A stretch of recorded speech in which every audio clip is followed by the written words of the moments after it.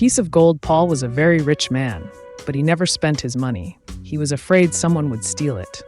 He pretended to be poor and wore dirty, old clothes. People laughed at him, but he didn't care. He only cared about his money. One day, he bought a large piece of gold. He hid it in a hole near a tree. Every night, he went to the hole to look at his treasure. He would sit and look. He would say, "Nobody can find my gold." But one night, a thief saw Paul looking at his gold, and when Paul went home, the thief took the piece of gold, put it in his bag, and ran away.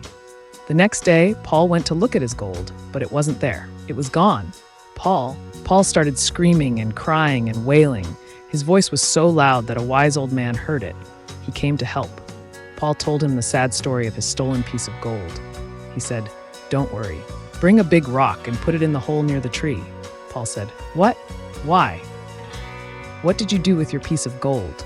Paul said, "I used to go and look at it every day." The wise old man said, "Exactly. You can do exactly the same thing with a rock." Paul listened and thought for a moment, then said, "You're right. How foolish I was. I don't need a piece of gold to be happy.